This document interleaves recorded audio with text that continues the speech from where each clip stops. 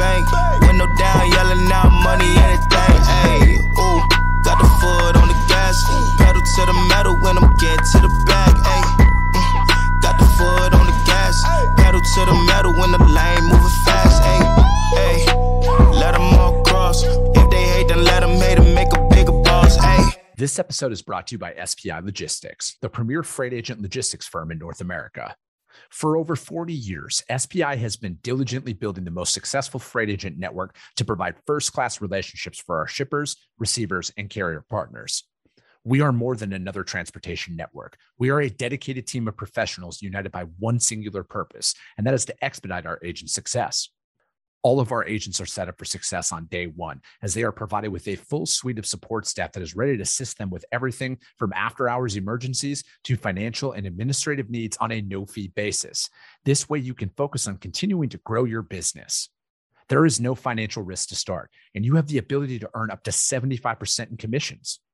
If you are looking to take control of your financial future and build your business with the backing of one of the most successful logistics firms in North America, visit www.spi3pl.com to learn more. Do me a favor and let them know that the Freight Coach sent you. What is up, ladies and gentlemen? We are back. We are not live because this is a pre-recorded episode, you guys. And like I always say, all of my guests have day jobs, all right? Not everybody can join during that live slot. And I always like to accommodate that, and especially today's guest. Building up a company is not easy at all. Contrary to what you see out there in social media, it takes real work, a lot of dedication, and a lot of time to build your business up. And when I had initially been introduced to our guest today by my friends over at Red the Nova, I'm like, yes, 100%. I want to talk to her. I want to get her on the show. And with that being said, I have Marina Ivanov on the show, the co-founder and CEO of Apex Transit Solutions. So Marina, thank you so much for taking the time to join me today. It is my pleasure. Thank you for having me. And I think what I like the most is I can see the cross-dock facility behind you right there. Like you are in it. And I love that. And, you know, we're going to get into a lot of that, Marina, but like how'd you get your start in transportation? What brought you into the trucking industry? So that's a great question. And it goes way back to 2004, 2002, way back in Y2K area. And this is with my dad. He was an owner operator, and I got to spend summers driving around the country because my mom was working as a nurse full time and overtime, and we were just causing trouble at home. So she sent us off with our dad, and there was the four of us driving around in the back of my dad's 2000 Volvo sleeper cab. And it was quite an adventure that I decided that trucking wasn't for me at that time. I said, I'm going to go and get a 9-to-5 job. I'm going to be a dentist. And I was studying to be in a completely different field. And I was like, I'm never going to do this. It's too stressful. Mm-hmm. So that's how I got started, by witnessing it firsthand, just driving around with my dad, seeing what it was like for truck drivers at the shippers, seeing what it was like for them over the road with all of the hours of service regulations, with the breakdowns, and just realized like, this is a dirty, hard industry. I'm like, I don't want to do anything to do with it. But life is just beautiful in that way because it exposes you to things that you're supposed to be doing at an early age and sends you in different journeys, and you end up exactly where you're supposed to be. So I'm here running this trucking company, and I'm so grateful to be back in full circle, because even with all of its challenges, I embrace it and I love it. And this is my passion. It's interesting to say that trucking is my passion, but it truly is. No, I'm right there with you. And I share the same sentiment. And, you know, you and I both got started in the industry the exact same way because my dad was an owner op. He drove for 40 years. And that's how I spent a lot of my summers riding around the country with him like that. And that's when I really developed my love for the trucking industry, right? Like I knew from a very young age, I wanted to be involved in the industry. I didn't know how. Like I originally wanted to become a driver, and my dad was like, that was actually the one job that my dad was like, I don't want this life for you. I want you to go do something else. His big thing for me was always work with your brain, not your back. And I had to get into the industry though somehow.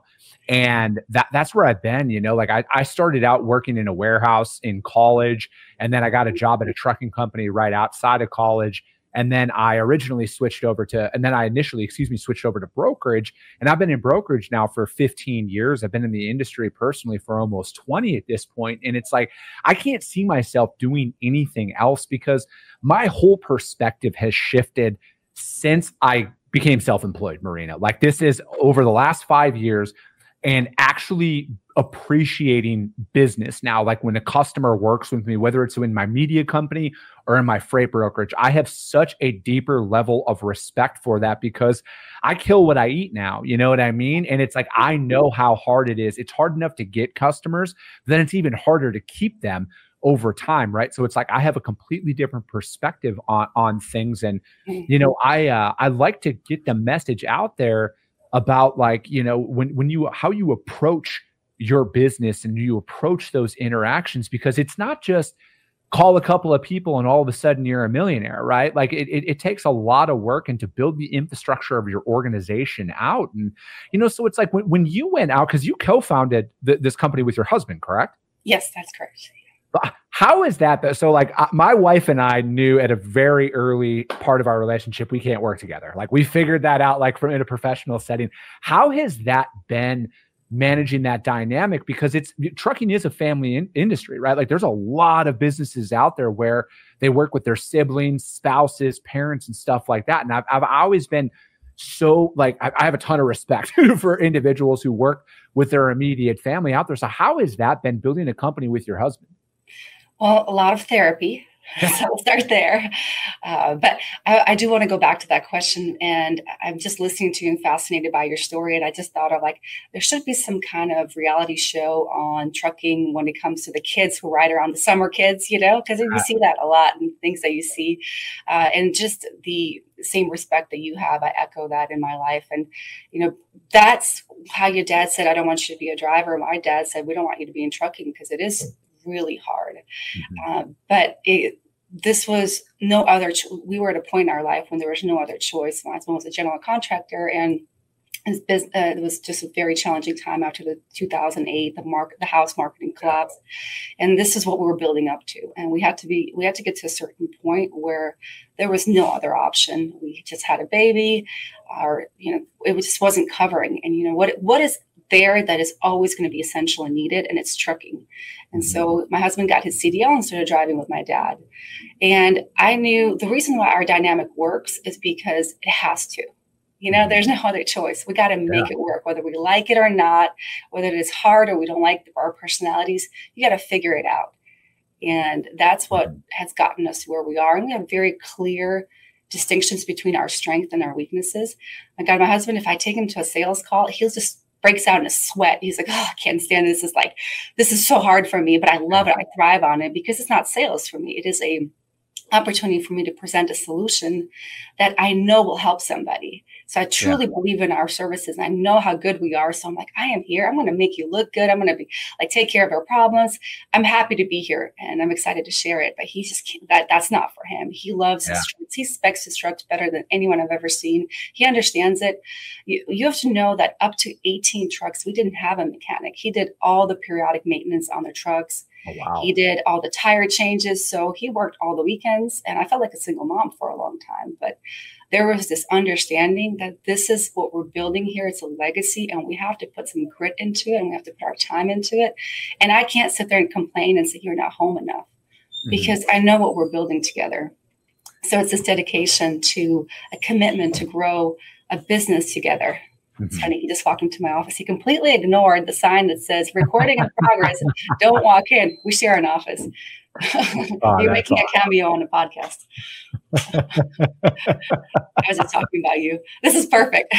No, it really is, right? And I was going to say, you're like when your husband was maintaining your guys' fleet up to 18 trucks, how important is that for drivers to have that mechanical acumen of their trucks, right? Because like that was one thing that as an owner operator, my dad had a lot of success in controlling his maintenance is he did the overwhelming majority of the maintenance on his own truck to ensure that, because it was a cost thing at the end of the day, right? He was like, why would I go pay a mechanic, say $500, $800, $1,200 for a repair when I could just do it myself and take care of it over the weekend?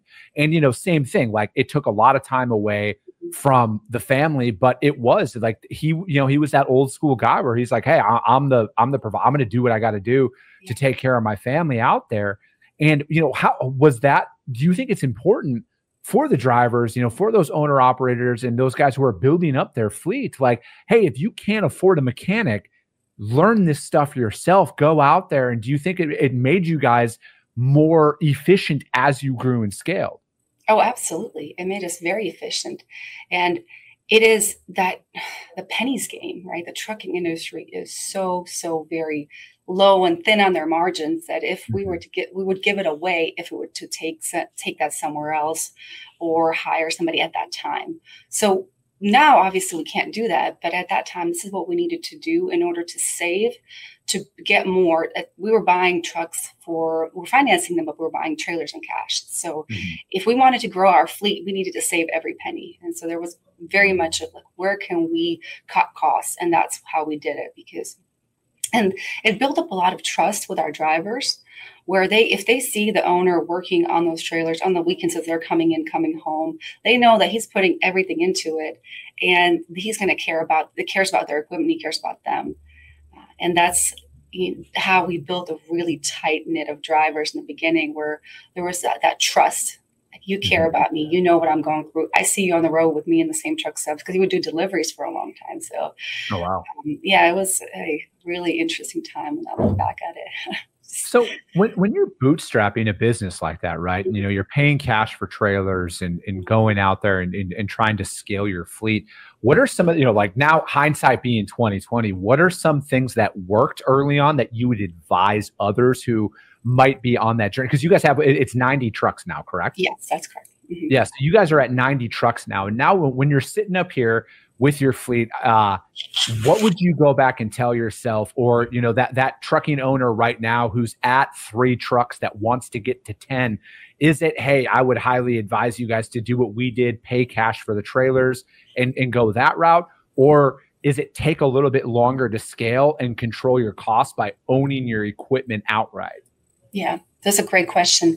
And I think if I was able to go back in time and tell myself these 3 things I would have done a little bit earlier and sooner, would be, number 1, invest in technology sooner. Even though you can do it off of spreadsheets, there's still very efficient technology that can help you route, and through AI and there's so much out there right now that can get you to be a lot more efficient. Even if you're a small trucking company, doesn't mean that you shouldn't look into technology. That's going to help you and make you a better operator. And the second thing I would do is factor or look into some kind of capital. If you can get access to capital or factor your invoices, you can grow faster. That's what we did. And in 2015, we had 2 trucks. In 2016, we had 4 trucks. It is because we had switched to a factoring company, and we're able to grow our receivables faster to start getting, buying more equipment. So that was those. Did I say 2, 3? What did I say? Factor and technology. And then I would say in a team, right? If you're just doing it yourself and you've got somebody else helping you, there's only so much that you can do. Find somebody who's knowledgeable in in that field, bring them on, help them become a part of the family, and they'll help you build up. The right people are everything. So I wish I went back, and the way I look at it, I think we hired sometimes more of friends and people that we knew, and we would teach them what we knew. But I'm in a different place now where I'm hiring people who have experience across so many different fields and different companies and different types of logistics that come in and say, no, Marina, this way it's better. I've done it here. Or they can help me streamline my operations, make things better, open up my eyes to a different way of doing things. And I spent too long just hiring family and friends and building up this kind of tight little single network unit. I would just say expand it to a network, hire somebody that you don't know when you are hiring. Hope that makes sense.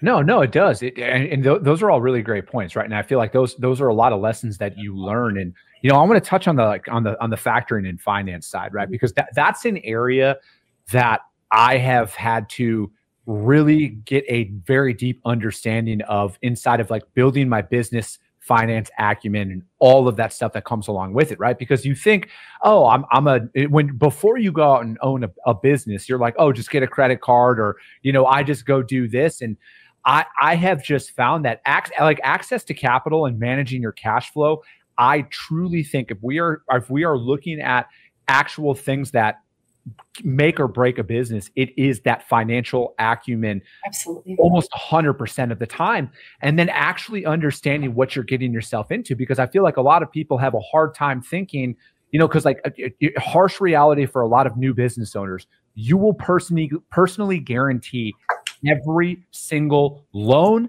credit card, invoice, line of credit, everything will be personally guaranteed by you as the founder until you build up sustainable business credit. And I mean, I think I don't know how long it's going to take it might be like a revenue thing there, but I know for me in particular, it took almost 3 years of being in business before I changed my my business credit card, and I did not have to personally guarantee it at that point, right? It took a very long time to get to there.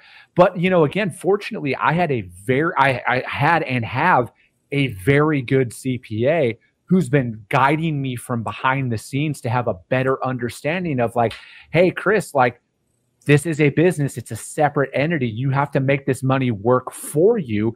It is not like a personal bank account at that point, because there are certain strategies that we can apply to make you, lower your overall taxes and stuff like that, because who enjoys paying taxes at the end of the day?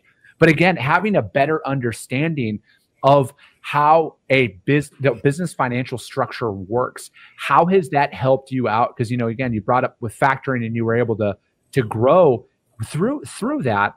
What would you advise people to understand about, like, hey, you guys, I know factoring might, because every money industry has a bad name out there, right? Because somebody always thinks that they're getting taken advantage of, but it's like it is one of those things where you have to have access to capital, because most small businesses are 30 days away from being out of business every single month because they cannot manage their cash flow. Yeah, absolutely. Good point. And I was thinking about this while you were talking, and about one more point. If I was to go back, I would really tell myself, invest into partnerships that are trucking or logistics experts, right? Bankers. Find a bank that works with other trucking companies that can help you benchmark and help you grow and have better cash flow. CPA, I didn't have an industry specific CPA. I went through 3 or 4 different CPAs before I found one that I was happy with. And there are so many little loopholes and things going on in logistics and trucking where you have to know what you're doing. There's these, even North Carolina, even the states that you're in, right? North Carolina has these. I've learned so much on mistakes. And so because I didn't partner with people who were freight specific, and even like with insurance too, there's a lot, if you got to find the right people who are experts in their field and managing that cash flow. And it's so easy to do when money is just flowing and the market's great, like it was in 21, 22, but we're in a different time now. And it is every trucking company is going through their operations. They're cutting costs to a point where there's not much left anymore to cut. And something's going to give soon. I do believe we're going to have a tightening of capacity because of a couple of things that FMCSA is doing with the English language proficiency and a couple of other laws that are coming out that's going to tighten the market for CDL drivers. But that is, the whole point is, if you're not managing your cash flow, if you're not factoring, or if you're not having a line of credit that can help you through this hard time, this is a make or break it kind of moment. Yeah. No, I'm right there with you. And I feel like having an understanding of how do you get your money to work for you. And, again, I'm very fortunate to have the CPA that I have at the end of the day, right? Who has really advocated for me and to get out there. But I think people need to understand that, like, not everybody's your enemy. All right. And there is one of those things, like when it comes down to, factoring, having an adequate back office who's helping you manage things. Because again, when you're a solopreneur and then you're growing, you're going to, like you had mentioned there, Marina, you're going to hit different levels where you're like, I don't know what to do. And I think like that's one thing that you need to actually admit in certain times where it's like, hey, I don't know, but I'm going to go out there and find somebody. And I'm going to plug myself here a little bit here, Marina. That's like one of the main driving forces behind the show. Is it's like, I want to interview people from all facets of the industry. So the next Marina is going to be able to be like, hey, I listened to the freight coach. He had this finance guy on the show. He had this insurance guy on the show. They're going to know the right people to reach out to help maybe minimize that that situation that could potentially make them feel like, hey, I'm going to go out of business here unless I make this right decision, right? Like I want to help people scale the right way by talking to real business owners who have actually built real companies and made those decisions and overcame those hurdles, because there's not a lot of people who want to openly admit I'm wrong, right? Like I'm almost 40 years old, Marina, and I'm at a point in my life where I'm like, I am completely comfortable with saying I'm wrong and I don't know. And I think like it took a long time for me to get to that point. Yeah, I agree. The ego has a hard time admitting that. And I think one of the best things that I've changed with myself is realizing that failure is a lesson and an opportunity to grow. Like, my gosh, I've in the last 4 months, we have changed up our operations maybe 3 or 4 times. And it took one time, 2 weeks to realize like, this is not working. Let's do something else. And then we kept changing it. And in the past, I would have been very committed to that previous idea where I was like, well, I came up with it. If I say that I'm wrong, then like I look like an idiot. I don't know what I'm doing.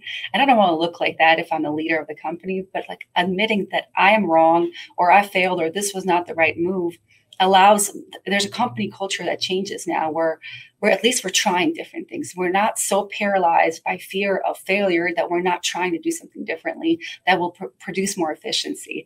And so getting to that point where the ego is no longer like, oh no, I was wrong. It's okay. Like, it's actually a good thing. I failed at this. Wow. And now I have more information. Now I get better and better because this didn't work, but I'm getting closer to what does work. So I don't know if that was your question, but I wanted to share that with you. No, it is, right. And it's important out there because it's like, I feel like I just put a post out there this morning as well, Marina, where it's like 95% of the battle is literally in between your ears in business, right? I truly feel that way because it's like, for me, the work's easy, right? Because like both you and I love freight. We love everything about the industry, but it's a lot of these back noise stuff that really gets to you, right? Where it's like, that's that self-doubt. It's that lack of confidence. It's that inability to make a decision, that paralysis by analysis situation that stops you more times than not. And, I feel like that's a big thing for a lot of people to admit. And then another thing is it's like, who do you reach out to in those moments? And, I think mentorship is crucial in getting around the right individuals who, again, have done what you're looking to do. Like I say before every single show out there. And, so it's like, how has that been from like a networking and a mentorship standpoint for you, Marina? Have you connected with some individuals that have kind of helped you go from, again, 0 to 90 trucks in about 12 years? That's no small feat. Mm-hmm. Yeah, absolutely. And it's the knowledge, the thirst for knowledge and connection that got me to that point. And I love this because it's a full circle moment for me, because I did listen to the freight coach when I just started my brokerage too. I wanted to learn more about sales, and I love the people that you had on and just your real, honest, the conversational style approach was so refreshing for me. So thank you. But there are so many people in my life that I have followed and just, LinkedIn has been a really good place to connect with people online, but there's nothing like in-person connections. So I've been really cognizant of being intentional, even in this hard economic times where a lot of people are cutting their associations and their memberships and in-person events, to continue to make time for that, make space for it, because that is where it's the bulk of our business, is those face-to-face connections and relationships. So being involved in our North Carolina Trucking Association has been a huge, huge win for me in personal growth, where I joined in 2018 and I had just mentors, people who saw potential in me, say, hey, Marina, you can be the chair one day. And I just finished this year being a chair for the Women in Trucking of North Carolina Association. I'm very proud of that. That was something that I worked really hard on all year, and creating a space for people to feel valued, appreciated, and connected, especially women in logistics. We kind of tend to have our own challenges that are a little bit unique and different with representation and diversity. And through that opportunity for growth and connection, that's where I've had the most success. And an interesting thing about that is that it didn't come from this like, oh, I'm going to go out there and connect so I can get an ROI and I can get more sales and more people. It came from a place of service, and like, I want to give back. And I know it sounds a little bit kind of like, oh, Mother Teresa, she's all, it's not. It's just, if you give, you get. And that's such a key principle in life. Like, you give what you want to get. And if I wanted to help others, or if I wanted to get some help from someone, I would want to give that back.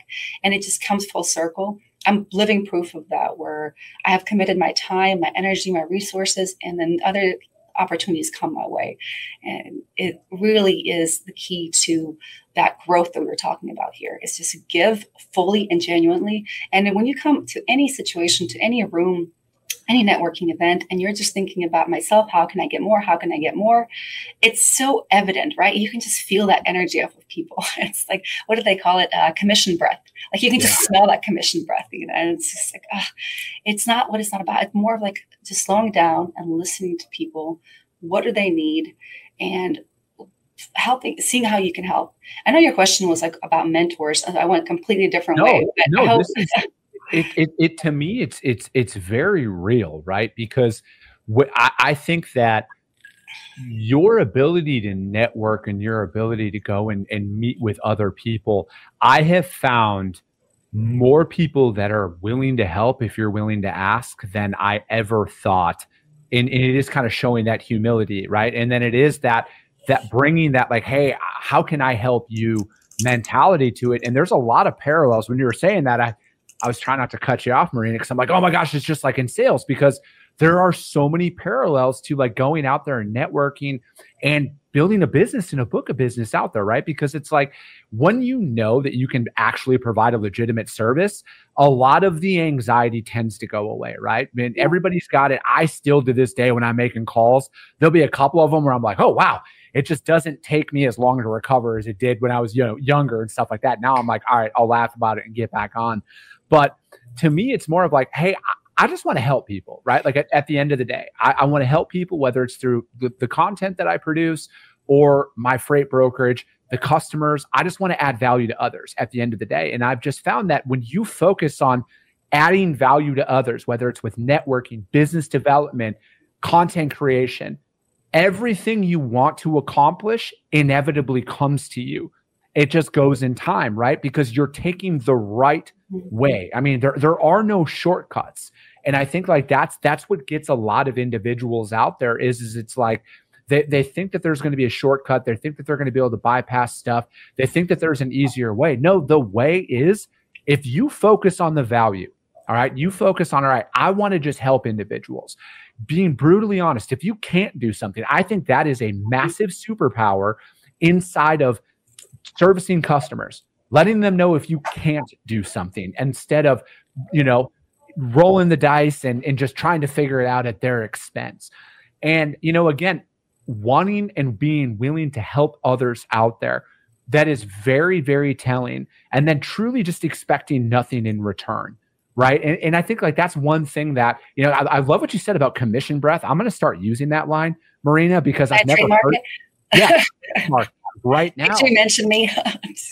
No, I will, because it's so true. I see it a lot in some of the individuals who might want to get on my show, right? Where it's just like all they're concerned about is what they can get out of being on my show. They're not concerned about it's like it turns into a pitch. And I tell them like, listen, and that's why I don't do preset questions. When people ask to come on my show, it's a conversation and that's it. Because if it turns into you just trying to pitch, buy from me, I'm like, no, nobody adds value, or like nobody wants to hear that at the end of the day, right? But it's same thing when you're going out there and trying to cold call a customer, right? When we're calling people, we break it down into different like levels, right? Because like the majority of the time, Marina, you're literally just trying to talk to the decision maker for the very first time, right? Mm-hmm. You need to understand where you're at in the sales cycle. So for us, a lot of it is here's who we are. This is what we do. This is what we specialize in. These are the areas that we like to run. And then we shut up and listen, right? Because 99% of the time on the first phone call, they're going to be like, we're good right now. Okay, perfect. So then the second ask of that call, how do I respectfully stay in front of you, right? Like I'm not going to call you tomorrow. I'm not going to call you next week.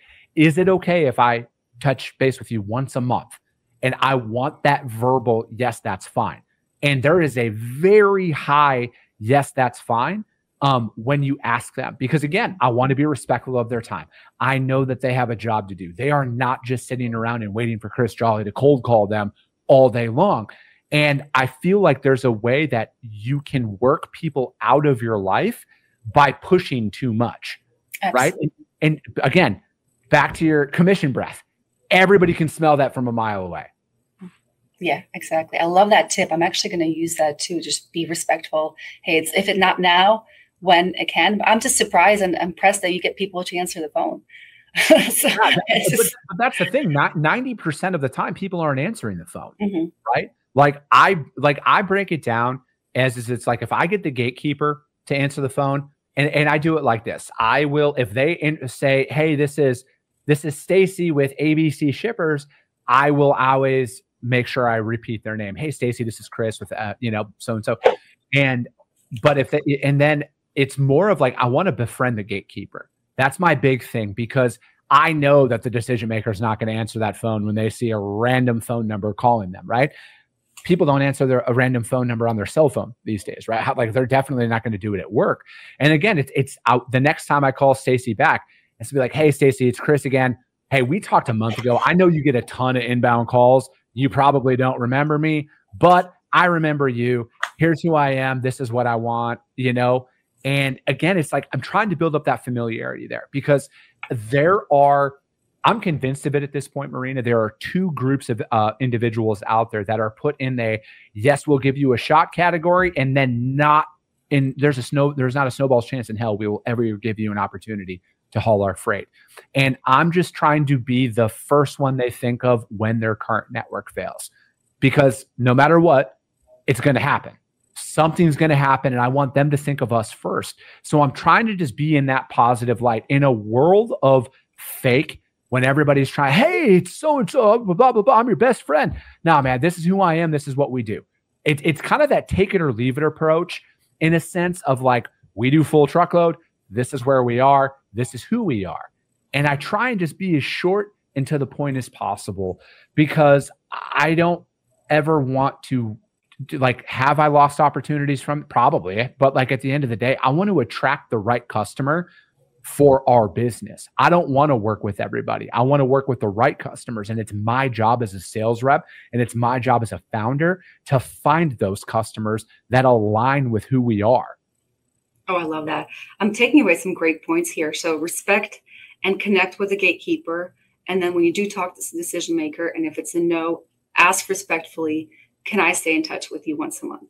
Love it. And I do want to add one more thing to that from my own personal experience being sold to. So it's interesting being in sales and also being a decision maker when it comes to purchasing any kind of equipment or being just a vendor, like being sold to and selling.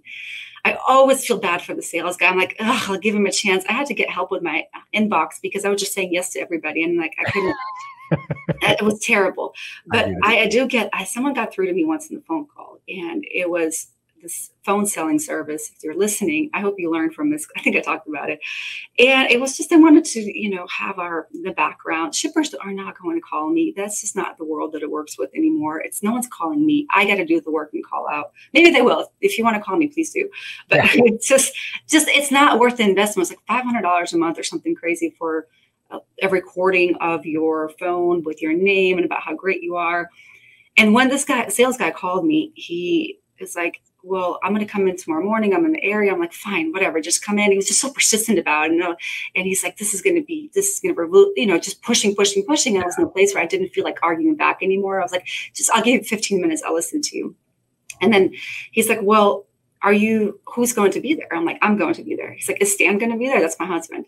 I'm like, "No, he's doing something else. That's not his area of expertise." And he's like, "Well, are you sure that Stan doesn't need to be there?" I was like, oh my God, what are you trying to say? Like, okay, yeah, I'm sure. And he asked me twice. And I'm like, wow, that is so disrespectful. Like, just first of all, I don't know if it was like a, sexist thing, I'm not very sensitive to that, but I'm like, that just doesn't feel good. Like, I don't want to listen to you.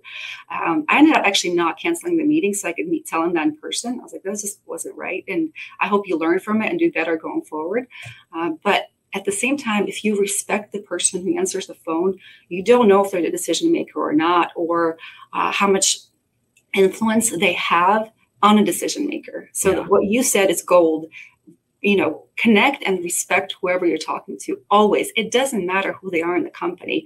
And we do see that sometimes where on this enterprise level, the salespeople are wanting to connect with the higher person, the decision maker. And it's just like, be cool to everyone. How you treat the CEO is how you should treat everyone in the company. It's just that level of like, well, I'm going to be really nice and I just want to talk to you because you make a decision. It's not going to cut it anymore. Yeah. That's my approach anyway. No, I agree with that wholeheartedly, Marina. I think like the people try and overcomplicate. And again, they try and scheme at the end of the day. They try and scheme. They try and I just like, I would rather, and maybe again, I'm just at a point in my life. I would rather one thing that I say, I would rather keep a customer on, I would rather lose a customer for telling the truth than keep a customer on a lie. And that's something that I embody, right? Because like, I just want to be, I want people to work with me and then know me. And then again, respect, like you brought up respect a couple of times there, and I couldn't agree more with that. I feel like we're in a world of me now. And I mean, it's been very evident, I would say, the shift over probably the last 10 years, Marina, in my opinion, where it's like that old school way of thinking has gone away, where it's like, hey, holding the door open for other people, smiling at your neighbor, waving at your neighbor, stuff like that's all gone. And it's kind of came in to the business development world as well, where people are like, oh, you're not the person who's going to make me money. On to the next commission breath. Another great correlation there. But it's like, same thing as a business owner, I get those inbound solicitations and I'm a sucker for salesmen or sales reps because I'm a sales rep at heart. Right. And I always want to hear from people. And it's alarming how many people, A, don't know their product, B, don't know why they're calling you, and C, don't care about their job, And it's like, I think if you can attack business development and then, setting that tone for your company, because again, you're the founder of your organization. I'm the founder of my organization. It is my duty to set the tone and try my absolute best to have a positive perception out there in the freight market, where when people see my name or my company's name calling, they know that it's going to be a respectful conversation. And they're like, they don't get that anxiety of like, oh shit, these guys are calling again. I don't want to answer it. Kind of the way that you seemingly guilted that guy into like, having a conversation with you, right? Where it's like, he was so pushy, you knew you weren't going to work with them. And I'm like, I don't want any of my sales reps to ever make somebody feel like that. I want, at the end of the day, if they think that we're passive, that's fine, but they're going to remember us. They're going to remember us because we know what we're talking about. We are respectful of their time. And I just don't want to ever, is it going to be perfect? Absolutely not, Marina. But at the end of the day, I know for a fact that I want people to, when they see my company's name pop up on their caller ID or hit their inbox via email, they know it's going to be a quality conversation and that we're prepared for that. Because I look at it in the prospecting phase, if you can't even have a basic understanding of what they do when you call them, do you think they're going to trust you with millions of dollars worth of freight that is responsible for that company's P&L for the next 4 or 5 months of overhead? You really think they're going to trust you with that if you can't even take 5 seconds to go to a company's website and see that they're a dairy manufacturer and they make milk, and then it's like, that's the thing that gets me the most. Well, that a lot of the outbound calling is now done out of the country, and it's a CRM that's been trained, and it's just dialing for dollars and over again. And that's why we can't get in the door with our phone calls sometimes, because the inboxes are just flooded. I have so many of my shippers telling me I don't pick up my phone. Like I just don't. I can't answer every call. That's all I would do if I would just answer all the calls for solicitations. And that's where, going back to what can you do, right? How do you get in the door when you start off your trucking company or your brokerage? And it goes back to building the credibility and knowledge base of like becoming an expert in your field. Everybody's an expert at something. Everybody has, you have not, but most people do. You have value to add. And when you have to realize what that value is internally, because if you don't believe it yourself, nobody else will. So it took me some time in sales. I actually had some sales coaching to realize that my sales coach was selling Apex better than I did. I came in with this feeling like, well, we're not really that big, and but we're just a small trucking company. We're family owned. We really care about your freight, but we're not like so big. And I was just undermining how powerful that can be for a shipper, where they want that 100 truck fleet, that they're a big deal to them. Like my customer is a big deal to me, and they're not just lost in the numbers with the big brokerages. This is somebody that we care about, and in the understanding that targeting that right customer for what we do have, and knowing that this is going to be valuable and it's going to be helpful. And everybody listening has to identify their value, even if it's just you're one person, one broker trying to connect with somebody. Your value could be that you're a trusted individual, you're credible. And how can you start building that credibility and that trust in your online presence, with your LinkedIn connections, with your associations? This is where connecting with different associations, either in your state or national level, is going to be so important. Go to the events, connect with people one-on-one. That's how you build credibility. And it could be done so on a granular level. Sometimes we think like, oh, well, I don't have a podcast, I don't have a huge following. It is the little connections that you make over and over and over again, locally, and then regionally, and then nationally, that will make all the difference. Yeah, so, no, I agree. Like, you just got to get out there and you got to be unapologetic about letting everybody know what you do. You know, and I think like there's a right way and a wrong way of going about things. And, again, I feel like you can be so much more organized, and you can have such a greater reach with technology. And, you brought that up with, utilizing social media. Everybody has a brand now. What do you want your brand to be out there? Again, I have chosen and will continue to choose to focus on value-driven content for the transportation industry. I say this often. I could easily 10 or 20x my following and engagement, Marina, if I took the fringe route and only talked about the stuff that got the most engagement on social media. But who benefits from that? I will, for like a year or two. And then eventually I'm going to be just another person that started talking shit online and went away, right? Like I want to create meaningful impact out there in the transportation industry. I don't want my reach to be a mile wide and an inch deep, and I want to get in front of as many people as possible to, again, help them learn through those things. And, technology is one of those things that I feel like now, as a smaller operation, like, we're a small business too, but like, I get to pack a larger punch in the market due to my access to technology and automation. And I feel like we're at a really interesting time where you can do that now. Your operation, Marina, is, yes, it's 90 trucks. You have a brokerage and everything, but you have the right technology behind it. You can pack the punch of a $200, $300, $400 million organization with your current headcount, with the right automation and the right systems that you put in place. And like, that's what I'm the most looking forward to over the next 5 years. And again, this is just me, and I'm just a glutton for punishment, Marina. I want to see how lean we can stay for as long as possible. Like, how big can we go? How many loads in a day can I move with just a couple of people? And that's where my mind's at. But like, I truly feel with the right technology today, you can.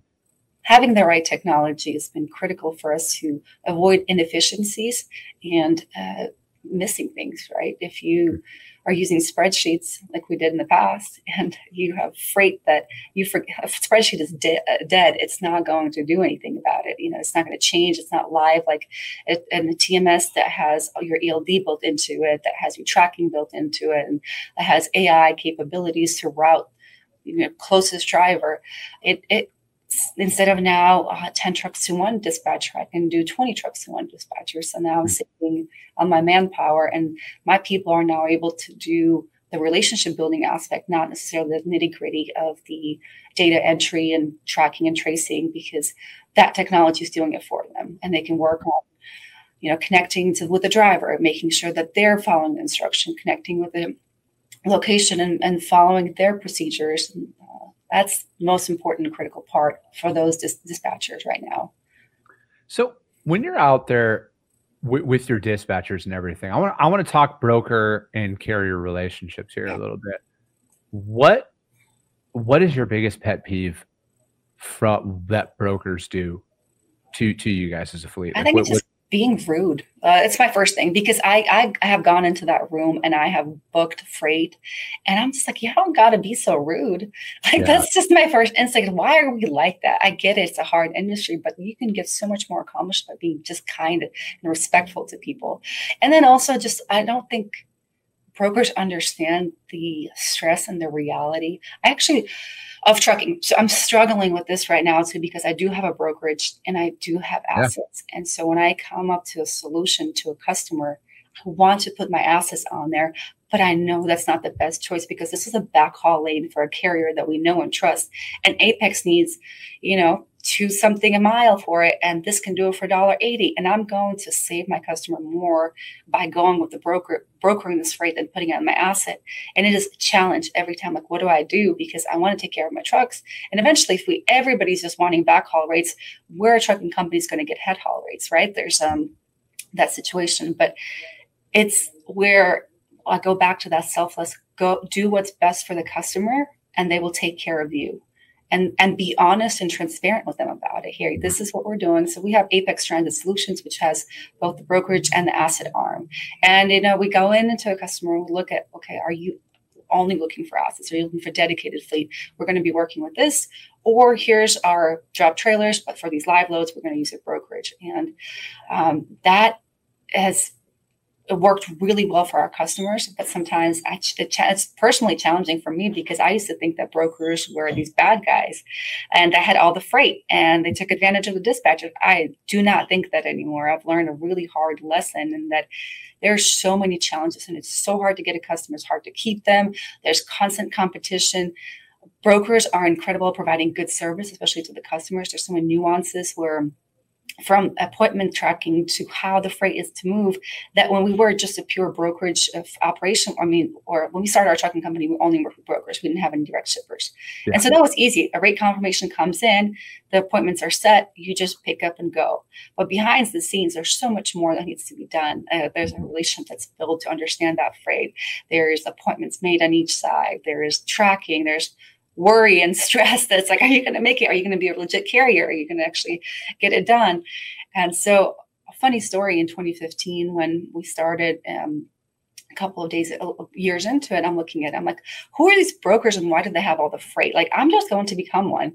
And there's plenty of online coaching that says you are going to, take my course and you're going to learn how to become a broker. Yeah. And there's some legit ones and there's some that are just selling courses. And I kind of got one of those. It was just selling a course, and here's you're going to get all the contracts. And so I took the course, and I was like, okay, so where's the freight? It's just like, I have to go out there and hunt it. But I'm also doing accounting. I'm paying my drivers. I am doing all the invoicing. Managing everything operationally on the business side. I don't have time to hunt for the customers. So brokers became an outside sales force. And then as we grew and added more trucks, it was just natural transition to get more and more salespeople in the door. But it was just, and being both, I try to be the broker that I wish I had, but there's just so much fraud right now and so much of the squeeze that's happening on carriers where it's just hard to swallow, where I'm literally losing money on a lane, that's that kind of stuff. They're like, well, I need to move my truck into Texas, right? And right now with B1 drivers, the rates just went down to a point where I can't even pay fuel and truck with the cost that that you wanted me to run it at. I'm out already. I'm doing it for free. I'm doing it out of pocket. But it was fine when the lanes worked, when there was freight out of Texas, it was great. But now that freight has dried up because of the tariffs. So now I don't have this to cover that. This is the first time, Chris, that I'm actually going back to customers and saying that I can't haul your freight anymore at this rate. Mm-hmm. And I can do it on my brokerage, which is really sad. And I don't like doing that, but and then they're servicing the customer, right? Mm-hmm. It's like my assets can't haul it, but I can find you a backhaul carrier that can. And then eventually, who's going to be doing the head hauls? I don't know. We'll figure it out. It's trucking. We always find a way. I agree, and it's really tough, and it's so competitive on the brokerage side. I know that there's a lot of individuals who share that sentiment that you had about brokers. And again, brokers earn their reputation. I am not a broker apologist at all. Mm-hmm. They are their own worst enemies for the most part, hands down.